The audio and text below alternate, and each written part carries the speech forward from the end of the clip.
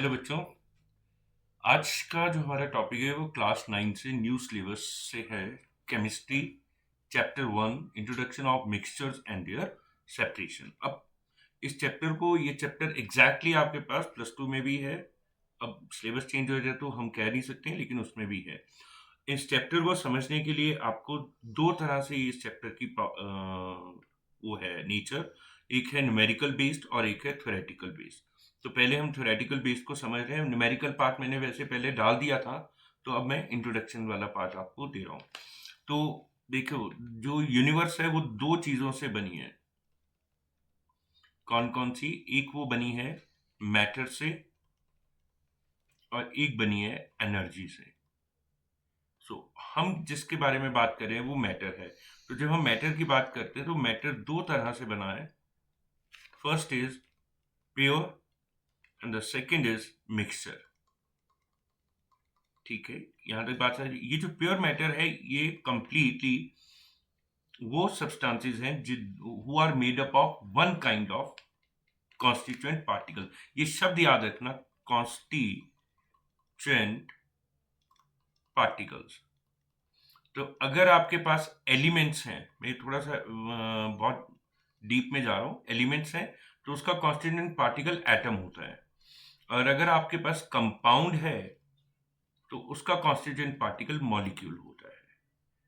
ठीक है, ये बेसिक होते हैं। इन क्यों ये एटम और मॉलिक्यूल हम इसके कॉन्स्टिट्यूएंट पार्टिकल कह रहे हैं कि मान लो अगर आपने सिल्वर लिया है तो सिल्वर का सबसे छोटा पार्टिकल में एटम अगर लोगे तो वो सेम प्रॉपर्टीज को होल्ड रखता है। सो एलिमेंट्स, तो सिल्वर का जो सबसे छोटा पार्टिकल होगा एटम, मतलब कॉन्स्टिट्यूएंट पार्टिकल एटम हम क्यों बोलते हैं? क्योंकि जो सिल्वर की प्रॉपर्टीज होगी, केमिकल और फिजिकल प्रॉपर्टीज, वही एटम की भी होगी। मतलब वो उसका, सिल्वर का एटम जो है वो उसकी सारी प्रॉपर्टी होल्ड करेंगे। अगर मान लो आपने आयरन लिया है तो आयरन का एटम जो है वो आयरन की सारी प्रॉपर्टी को होल्ड करेगा, जैसे मैग्नेटिक प्रॉपर्टीज है वो है। अब जब दो या दो से एटम आपस में यारी दोस्ती करते हैं केमिकली, तो वो कंपाउंड बनाते हैं। क्या बनाते हैं? कंपाउंड। तो जो कंपाउंड का स्मॉलेस्ट पार्टिकल, अगर हम कंपाउंड को तोड़ते जाएं तो उसका जो स्मॉलेस्ट पार्टिकल है जो वही प्रॉपर्टीज को होल्ड करता है जो कंपाउंड की है, तो उसको हम मॉलिक्यूल बोलते हैं। जैसे पानी है H2O, तो it is a molecule of water. तो पानी की जो सारी खूबियां हैं, जो उसकी केमिकल प्रॉपर्टीज है, फिजिकल प्रॉपर्टीज हैं, वो इस मॉलिक्यूल में छुपी हुई है, ये होल्ड कर रहा है उसको। लेकिन अगर हम इससे आगे इसको तोड़ देंगे तो वो मॉलिक्यूल नहीं रहेगा, वो फिर टूट जाएगा आटम से। ठीक है, तो ये प्योर मेटल का सिर्फ मैंने आपको एक्वेंटेंसी बताई है, थोड़ा सा विवरण बताया। अब हम बात करते हैं मिक्सचर की, जो हमारा चैप्टर है। तो जब हम मिक्सचर की बात करते हैं तो हमारे पास मिक्सचर दो तरह के होते हैं बेसिकली, होमोजीनियस और हेट्रोजीनियस। ठीक है, इनको हम पूरा एक्सप्लोर करके पढ़ेंगे कि होमोजेनियस मिक्सचर क्या होते हैं और हेट्रोजीनियस मिक्सचर क्या होते हैं। लेकिन उससे पहले हम इसके जो अंकल है मिक्सचर, उसकी प्रॉपर्टीज को थोड़ा समझ लेते हैं, क्योंकि वो बहुत इंपॉर्टेंट है। ठीक है, so what is a mixture, हम उसकी पहले डेफिनेशन पढ़ते हैं बच्चे। ठीक है, what is the definition of mixture? तो mixture, it is a combination of,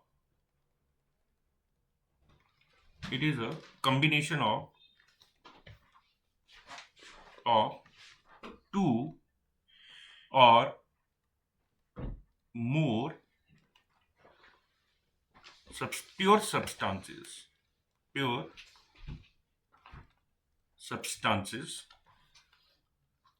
in which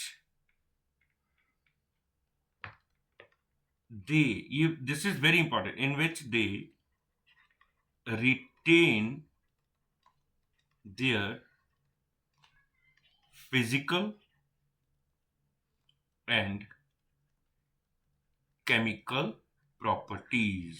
जो वो है वो अपनी केमिकल और फिजिकल प्रॉपर्टीज को रिटेन करके रखते हैं। ठीक है, यहां तक बात समझ आ गई? कैसे?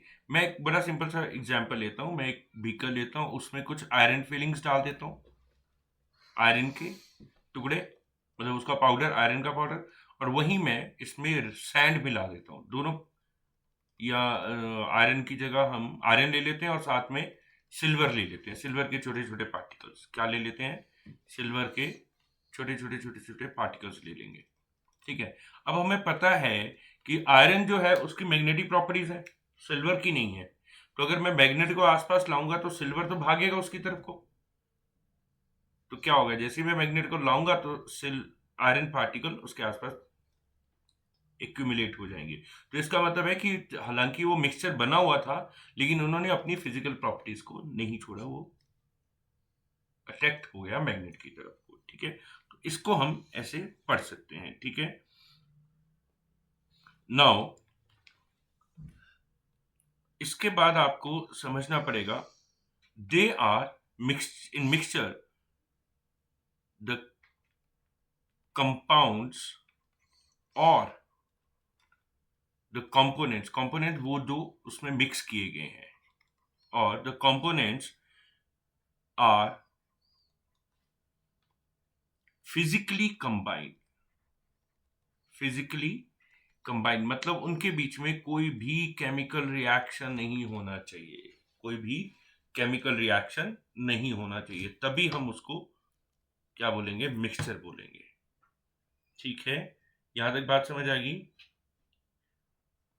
ठीक है, अब हम नेक्स्ट चलते हैं, इसको ध्यान से सुनना है। कैरेक्टरिस्टिक्स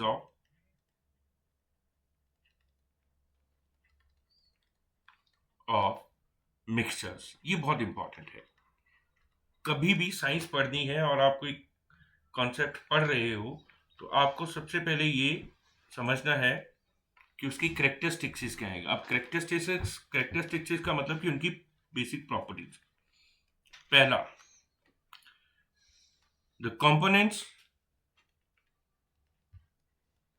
मे बी प्रेजेंट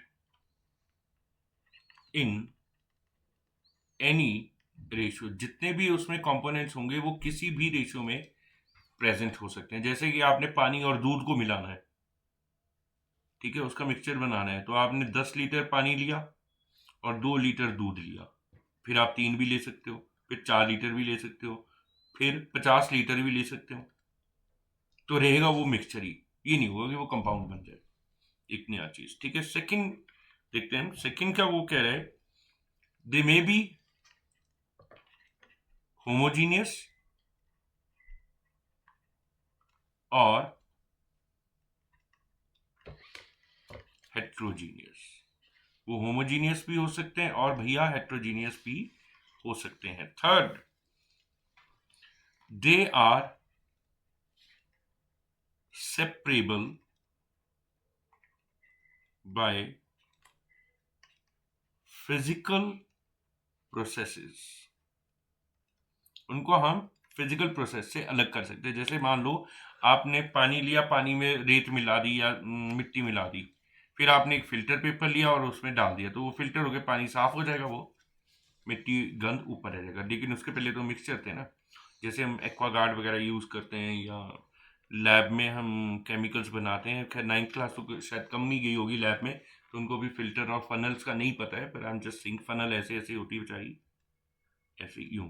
तो इसके ऊपर हम एक पेपर, फिल्टर पेपर लगा देते हैं, फिर उसमें सब्सटेंस डाल देंगे, तो वो आहिस्ता आहिस्ता डिप डिप करके एक सब्सटेंस नीचे इकट्ठा हो जाता है और जो मोटा मोटा होता है वो ऊपर आ जाता है। ठीक है,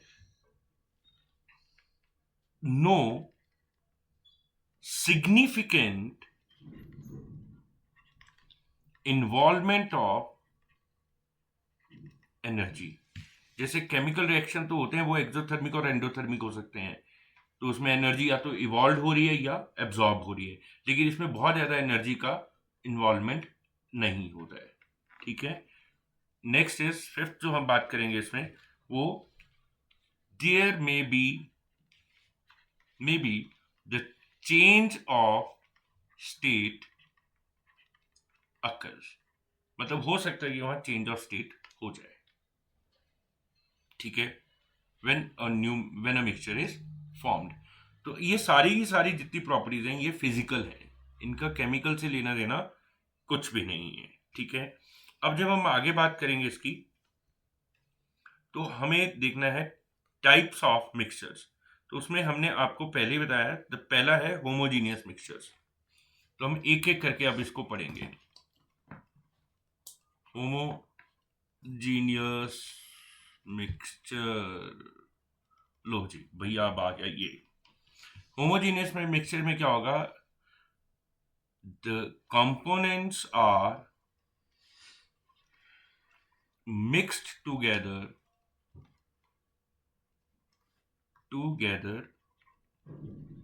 in same proportion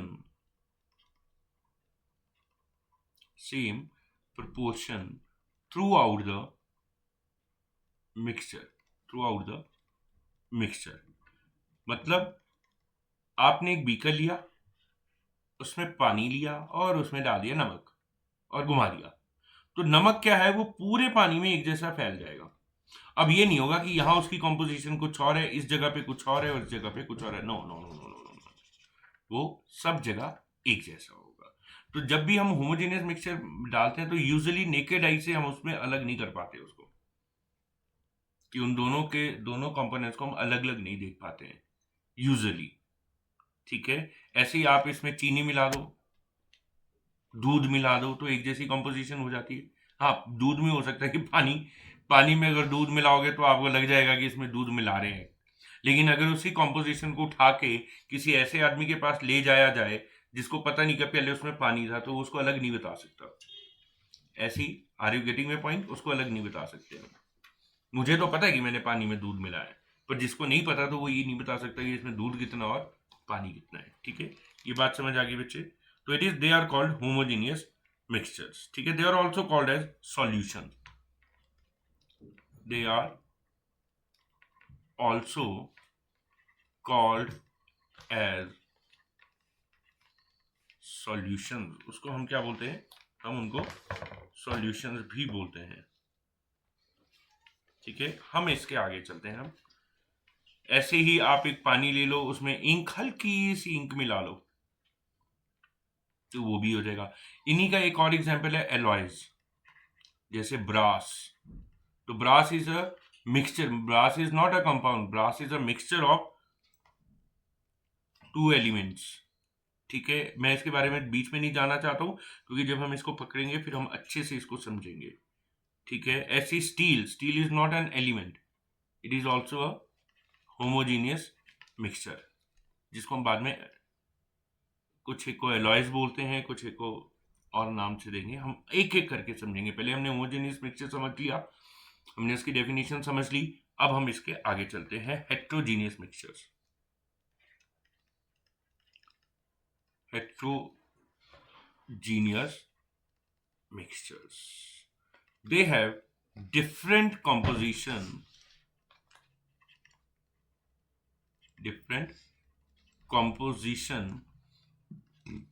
at different portions of mixture। Portion का मतलब स्पेसेस। तो मान लो हमने एक ये लिया, इसमें पानी था, पानी में हमने मिला दी रेत। मेरे गांव में नीली रेत होती है, तो क्या होगा कि वहाँ यहाँ कॉम्पोजिशन ज़्यादा होगी, यहाँ थोड़ी सी कम होगी। गंदेला सा पानी देखा आपने, मिट्टी वाला? ठीक है, और इसमें मिट्टी वाले कर रहा हूँ थोड़ा सा येलो येलो, तो यहाँ थोड़ा हल्का होगा और यहाँ ज़्यादा होगा। तो इट इज़ नॉट, मतलब सेम कॉम्पोजिशन नहीं है, हर जगह पे वो एक जैसा नहीं मिलेगा, यहाँ ज़्यादा मिल रहा है, यहाँ कम मिल रहा है। ठीक है, यहाँ तक बात समझ आ गई? सो यहाँ तक बात समझ आ गई। अब इसके एग्जाम्पल, जैसे मैंने अभी आपको बताया, सैंड और सॉल्ट, रेत और नमक को मिला लो, आयरन पाउडर और सल्फर पाउडर को मिला लो, चॉक पाउडर पानी को मिला लो, स्टार्च को मिला लो, इंक इन वाटर, ये भी सम हेयर, इंक भी कुछ हद तक हेट्रोजीनियस ही होती है। ठीक है, ठीक है बच्चों। अब सवाल ये है कि why air is regarded as a mixture. Air को हम मिक्सचर क्यों मानते हैं और हेट्रोजीनियस मिक्सचर क्यों मानते हैं? क्योंकि एयर में जितनी भी गैसेस हैं उनकी कॉम्पोजिशन जो है वो अलग अलग लेवल पे अलग अलग है। आइनोस्फीयर में कुछ और है, स्ट्रेटोस्फीयर में कुछ और है। जैसे ऑक्सीजन, अर्थ के सरफेस के पास ऑक्सीजन ज़्यादा होती है, जैसे जैसे हम ऊपर जाते हैं ऑक्सीजन कम होनी जाती है। इसीलिए तो जब पहाड़ों में लोग जाते हैं तो ऑक्सीजन का सिलेंडर लेकर जाते हैं कि मरे ना भैया। So even air is not a pure substance, और ना ही ये होमोजेनियस मिक्सचर है, ठीक। So why air is regarded, एक तो आपको बता दें कि it has a different composition, मतलब गैसेस का अलग अलग कॉम्पोजिशन हो, अलग अलग जगह पर होगा, ठीक है। नेक्स्ट इज, सो तो मेन मतलब अलग अलग जगह पे ऑक्सीजन गैसेस का अलग अलग कॉम्पोजिशन होता है। ऐसे ही अगर मुझे मान लो एयर में जितने कंपोनेंट्स हैं उनको अलग करना है, तो मैं फिजिकल मीन से उसको अलग कर सकता हूँ, मुझे कोई केमिकल प्रोसेस का यूज करना नहीं पड़ेगा। Then no, each of the constituent of air retain its physical properties. जैसे ऑक्सीजन है वो एयर में है तो मिक्सचर में, तो वो अपनी आदत थोड़ी नहीं छोड़ देगी, आग लगाने की, लोगों को जिंदा रखने की, प्राणवायु, ठीक है, तो वो वैसे ही रहेगी। Now next is why alloys are mixture, why alloys are mixtures, alloys को हम मिक्सचर क्यों बोलते हैं? सो एलॉयज वैसे होमोजीनियस मिक्सचर्स होते हैं और metals which can not be separated by physical means, ठीक है। यहां एक बहुत इंपॉर्टेंट बात है, the components of alloys cannot be separated by chemical by physical processes।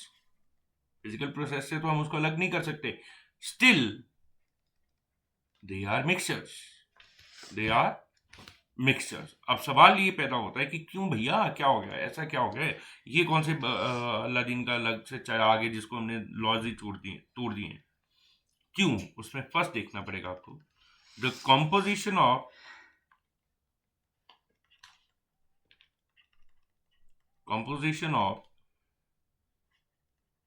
component components of alloys।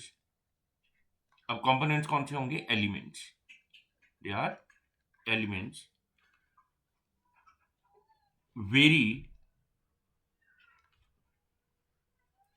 In alloys, वो अलग अलग जगह पर अलग अलग होता है, उनकी कॉम्पोजिशन थोड़ी अलग होती है। जैसे brass, it is an alloy of, किस किस का होता है? कॉपर एंड जिंक, ये दो का है alloy, किसका है?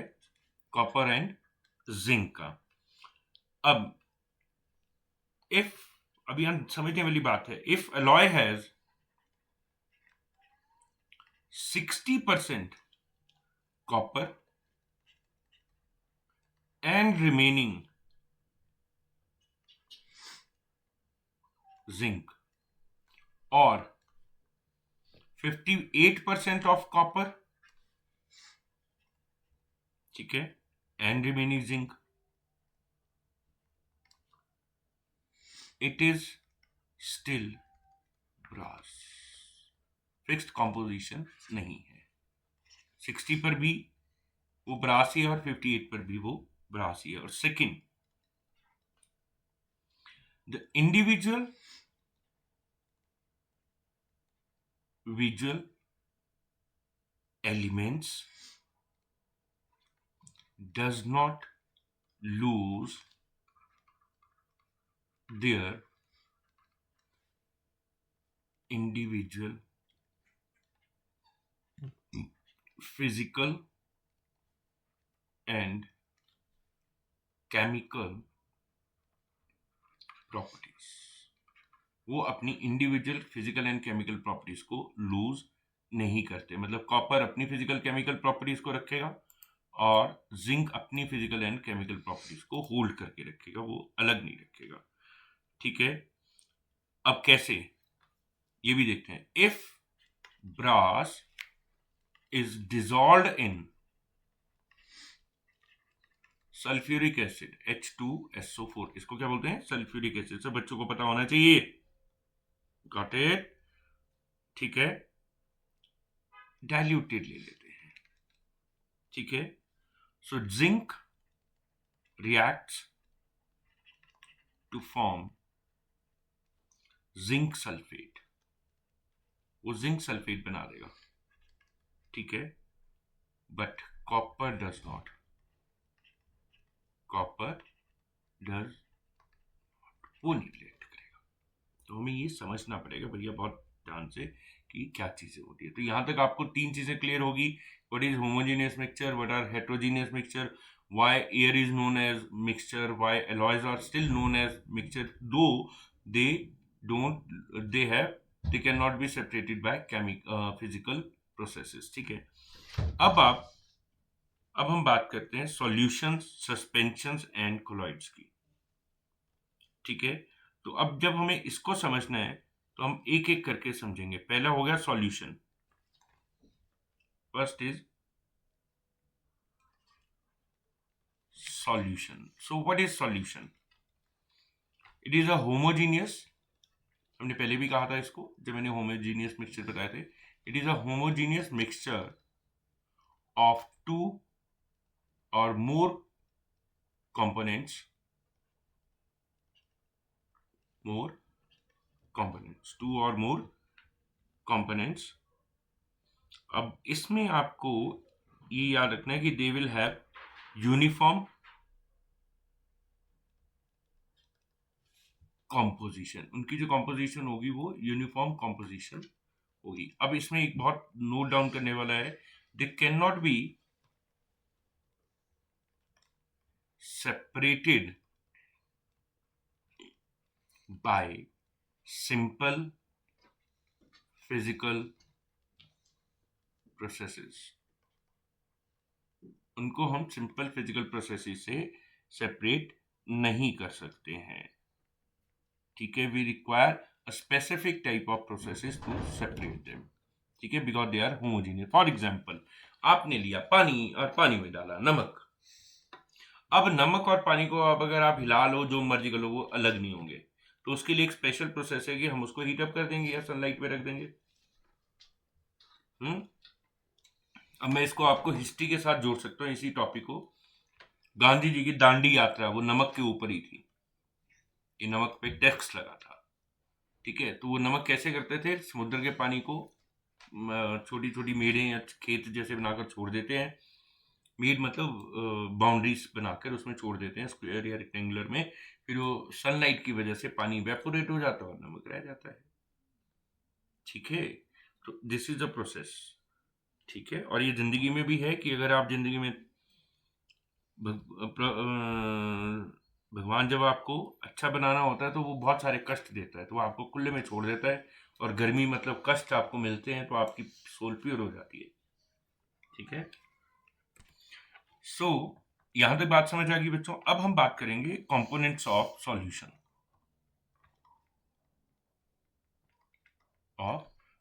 यहां आपको थोड़ा सा बच्चे समझना पड़ेगा। हम जो सॉल्यूशन क्लास 9, 10th और +1 +2 में करेंगे वो होते हैं बाइनरी सॉल्यूशंस। हम सिर्फ उनकी ही बात करेंगे। बाइनरी का मतलब टू, तो इट मींस इसमें दो ही कंपोनेंट होंगे, ओनली टू कंपोनेंट्स। ठीक है, जबकि हमने डेफिनेशन में लिखा था टू और मोर कंपोनेंट्स, लेकिन अब हम कैटेगराइज कर रहे हैं। तो दो हैं, तो एक सॉल्यूट होगा और एक सॉल्वेंट होगा। अब इनको समझ लेते हैं। What is solute?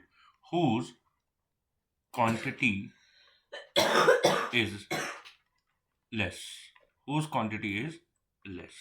और what is solvent? whose quantity is more, जिसकी क्वांटिटी ज्यादा होती है। फॉर एग्जाम्पल, मैंने दो बीकर लिए, वाह क्या खतरनाक बीकर लिए प्रभु हमने। एक में हमने वाटर डाला पहले और एक में हमने मिल्क डाला। इतने सालों से यही एग्जाम्पल मेरे को अच्छा लगता है। अब मैं इसमें मिल्क डाल रहा हूं, लेकिन कम डाल रहा हूं, तो यहां सॉल्यूट क्या हो जाएगा? मिल्क, क्वांटिटी कम है, और ये वाटर जो है वो बन जाएगा सॉल्वेंट।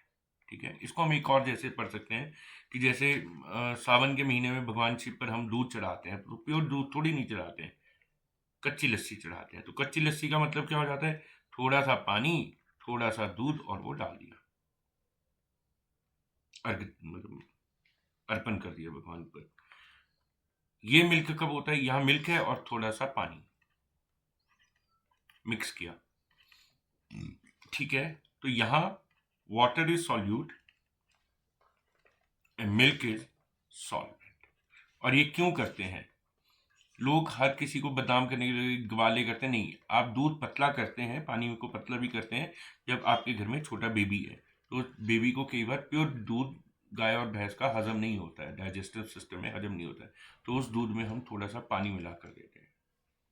ऐसे ही डॉग्स को भी कभी यूजुअली प्योर मिल्क नहीं दिया जाता है, उनको पानी मिला कर देते हैं। और कुछ को लैक्टिक रेजिस्टेंस होती है तो उनको भी ऐसे करते हैं। तो ऐसा नहीं है कि हर चीज ही, मैंने कहा था ना अभी आपको, प्योरिटी इज समटाइम डेंजरस, ठीक है, वो एडजस्ट नहीं होती है।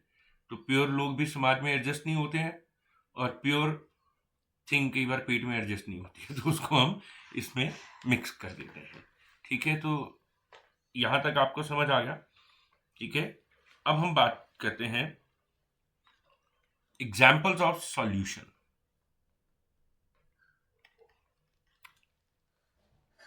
एग्जाम्पल्स ऑफ सॉल्यूशन, आज का आर्टिकल हम यहीं तक रखेंगे, फर्स्ट पार्ट।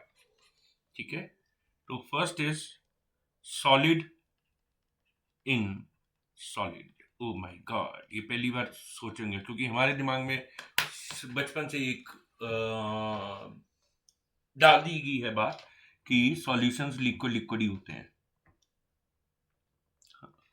नहीं डाली होगी तो आपको पता ही नहीं होना बचपन में सॉल्यूशन क्या था। ठीक है, तो यूजुअली जो पढ़ते हैं तो सॉलिड इन सॉलिड, तो सॉलिड इन सॉलिड का एग्जांपल है एलॉयज, एक सॉलिड एलिमेंट पे दूसरा, जैसे अभी हमने कॉपर और जिंक की बात की थी। ठीक है, तो वो क्या है, सॉलिड इन सॉलिड। तो इसमें कॉपर क्या था, सॉल्वेंट, और जिंक क्या था, सॉल्यूट। याद है हमने कहा था 60% copper and remaining in zinc. ठीक है, दिमाग में रखनी है सारी बातें भैया। ठीक है, ठीक है, अब हम बात करते हैं, मैं कुछ और लेना चाह रहा था पर चलो, next is solid in liquid solution, इसको बोलते हैं सॉलिड लिक्विड सॉल्यूशन। तो ये क्या है, इसका बेस्ट एग्जांपल है चीनी, क्योंकि मेरे को चीनी मिठाई बहुत पसंद है, तो sugar in water, salt in water. तो ये सारे के सारे क्या हैं, सॉलिड इन वाटर के एग्जांपल हैं। Third is liquid in liquid. ओहो, ये तो आपको अच्छे से आते हैं, liquid. So liquid in liquid में आपके पास पहला सॉल्यूशन तो वही है, एल्कोहलिक ड्रिंक्स। ठीक है, वाटर एंड मिल्क सॉल्यूशन। ठीक है, ये आ गया। फोर्थ हम liquid in gas. So when we talk about liquid in gas, तो इसका मतलब क्या हो जाएगा, कार्बोनेटेड ड्रिंक्स, इनको एरिएटेड ड्रिंक्स भी बोलते हैं। तो इसमें क्या होता है, carbon dioxide is dissolved in water. ये जितने भी आप कोक वगैरह पीते हुए सब वही है। Next is gas in gas, इसका बेस्ट एग्जांपल एयर। बहुत ज्यादा नहीं दिमाग लगाना होता, बस उतना ही है जितना जरूरत है। ठीक है, so that is a gas in gas. तो यहां जाकर आपके सारे कॉम्बिनेशन पूरे हो जाते हैं। ठीक है, ठीक है बच्चों, अब हम यहाँ जाकर एंड करते हैं। कल का हमारा टॉपिक जो स्टार्ट होगा वो शुरू होगा true solutions and it's characteristics, और उसके आगे। तो अच्छा है कि पहले आप इसको इस वाले टॉपिक को अच्छे से समझ लो, और बुक को भी पढ़ो, इसको साथ मिला के बुक में पढ़ो, बहुत सारे एग्जाम्पल आपको वहाँ मिल जाएंगे, तो इंटर रिलेटेड हो जाएगा। ठीक है, थैंक यू।